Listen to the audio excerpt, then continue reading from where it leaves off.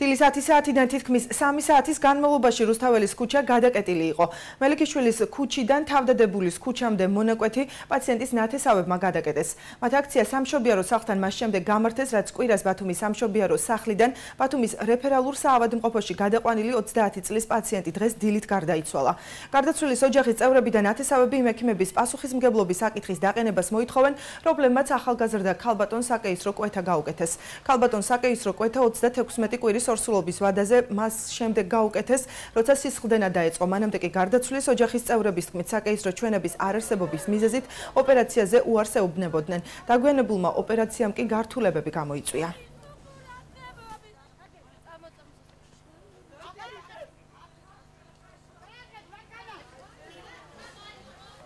ჩვენ მოვითხოვთ, რომ სასტიკად დაისაჯოს შადიე წითელაძე, თამაზ მალაყმაძე, ვინც რომ ოპერაცია გაუკეთა.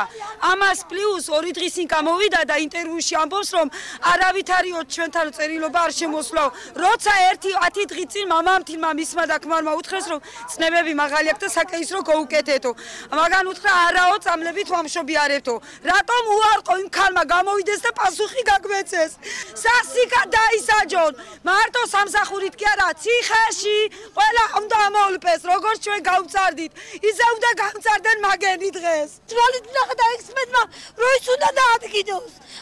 დამიღობა სამადყმოში არ მიყარია ისე გავზარდე. ეს რა უბედურება არის? 2 დღეზე შვილი გამინადგურეს, 2 ოპერაცია ჩაუტარეს, სისხლის ჩვენ მივაწოდეთ, არანაირი ის არ ქონდნენ შანსი მათ დახმარებოდნენ. აი კაპილარი აგზე გასკდება, აგზე მოკერავ, აქ გაჟონავს, იქ გაჟონავს, სინან ვილეში ბადურა რაღაცა, ის იყო განაკაწრი. ჩაგუბებული ქონდა ჩემშვის სისხლი და 5 საათამდე მომეწამლეს. ჯანდაცვის სამინისტრო საქართველოს ჯანდაცვის სამინისტრო და რეგულირების სააგენტო.